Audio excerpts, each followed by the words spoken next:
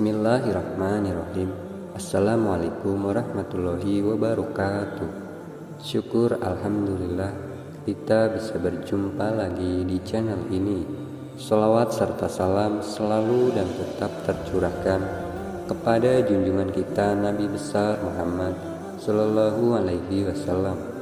Allahumma sholli ala Sayyidina Muhammad wa ala ali Sayyidina Muhammad. Harapan dan doa saya, semoga sahabatku semuanya selalu diberikan kesehatan, dilapangkan rezekinya, diampuni dosa-dosanya, dan dipanjangkan umurnya.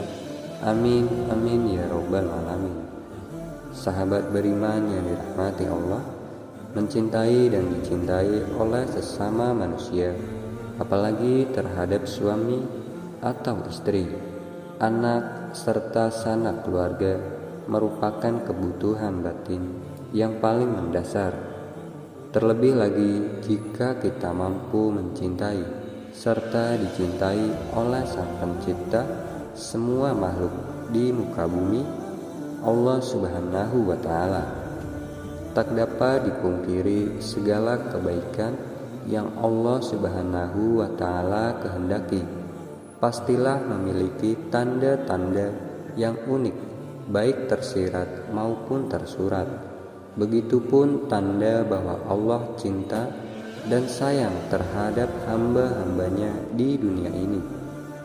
Sahabat beriman yang dirahmati Allah, terdapat 3 tanda bahwa seorang hamba mendapatkan kasih dan sayang oleh Allah Subhanahu wa Ta'ala saat berada di alam dunia.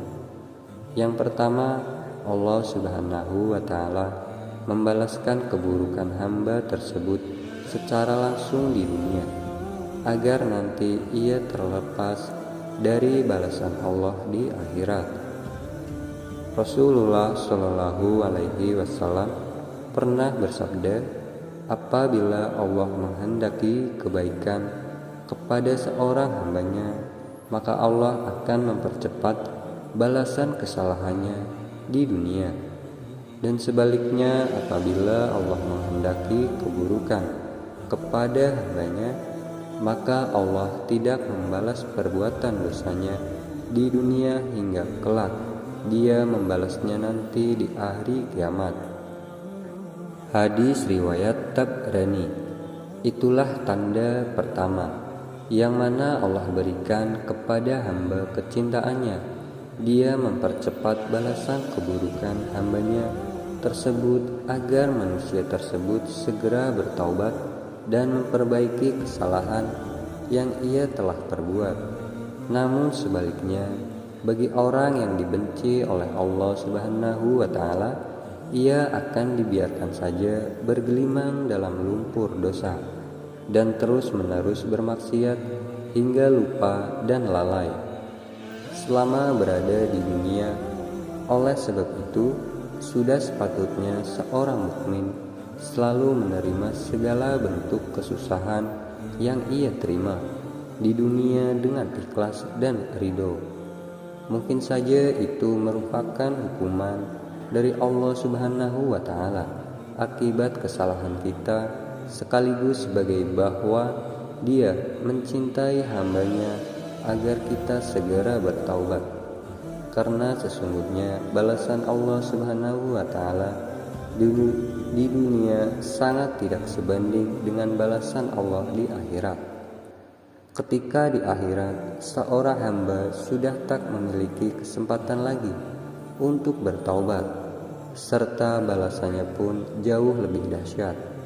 Ingatlah bahwa Allah Subhanahu wa Ta'ala berfirman dalam surat Al-A'raf ayat 168, dan kami coba mereka dengan nikmat yang baik dan bencana yang buruk, agar mereka kembali kepada kebenaran.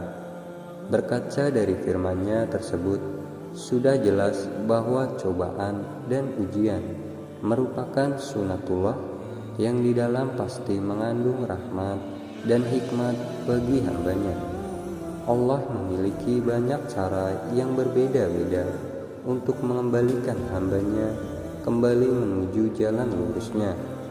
Lalu yang kedua, Allah Subhanahu wa Ta'ala bukakan hatinya dan mengisinya dengan keyakinan yang kuat dan kukuh.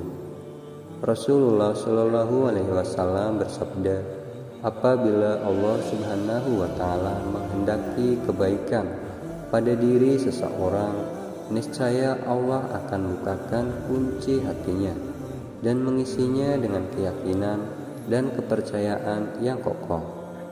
Allah Subhanahu wa Ta'ala jadikan hatinya waspada akan lika-liku kehidupan yang ia jalani.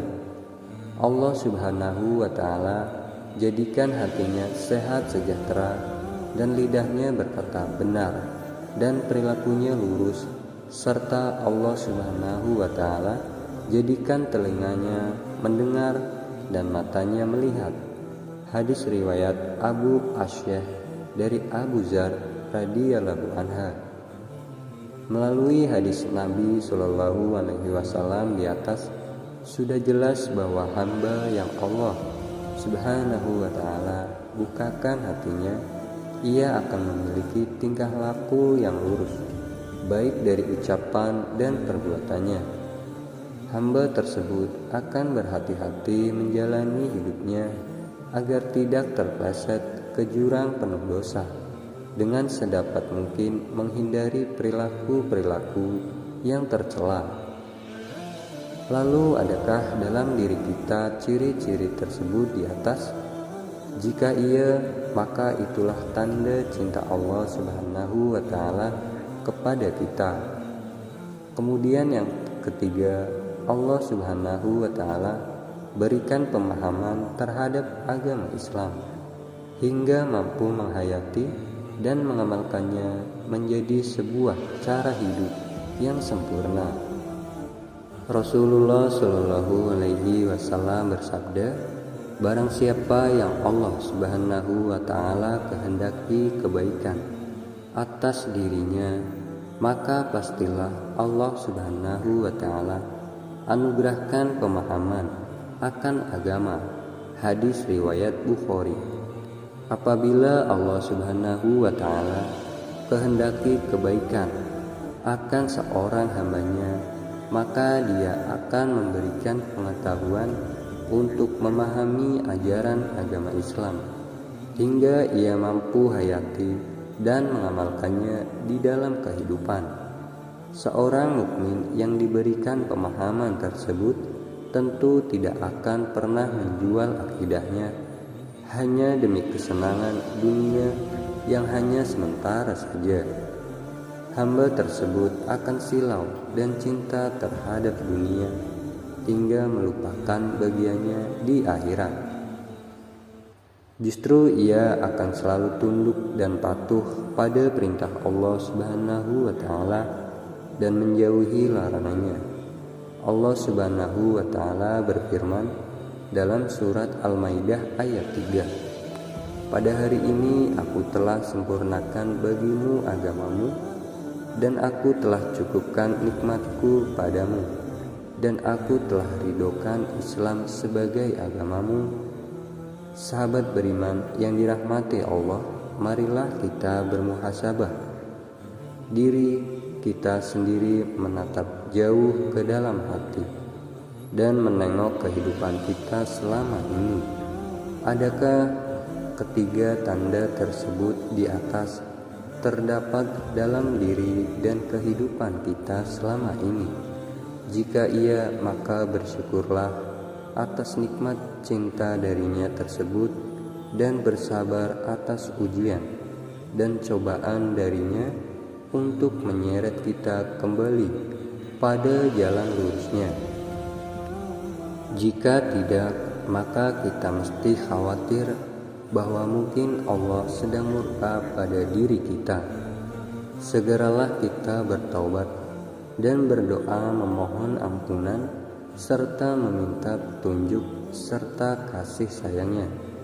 Yakinlah bahwa Allah Subhanahu wa Ta'ala selalu menerima taubat hambanya yang mau kembali kepadanya.